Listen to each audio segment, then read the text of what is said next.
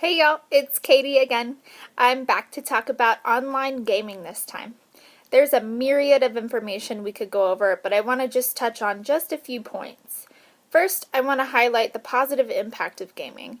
And in the past, both recent and not, video games have been the scapegoat for horrible tragedies and violent people.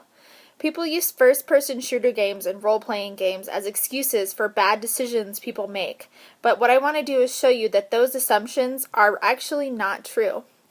The University of Rochester has done multiple studies on the effects of video games and how they relate to aggression and violence, and they actually found that gamers' aggression is directly related to frustration and failure rather than content. Gamers tend to become frustrated when a game freezes, when it doesn't go the way they planned, or if they fail a challenge and lose a life in the game, not when the game's content is violent in nature. Video games actually tend to have a lot of positive benefits for players, including increased dexterity, better decision-making capabilities, higher grades in school, and better socializing abilities. This is true because of the nature of video and online games. They are meant to be played together with other people. This environment also incites challenge and competition, which in turn can encourage these positive behaviors.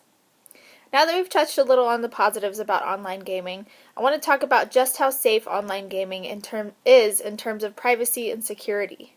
A few years ago, the nation was shocked when Edward Snowden released miles of evidence that the government was using our personal phones and computers to spy on people. This outraged a lot of people, especially gamers who spent a lot of time on their personal computers, gaming consoles.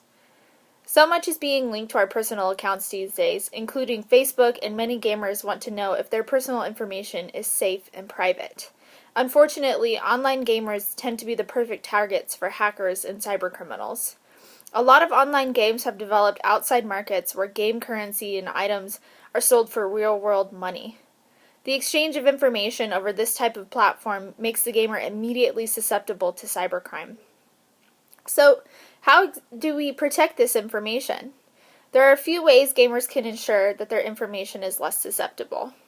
When signing up for a game, don't give your real address and birthday, or even your real name.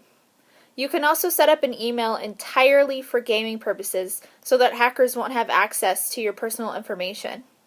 When looking for tips, try to avoid sites that haven't been verified.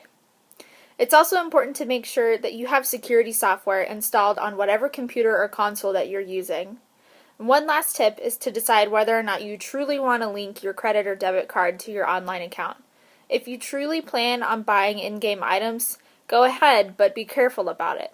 If you don't, there's no reason to link even more private information to a platform where virtually anyone can steal it.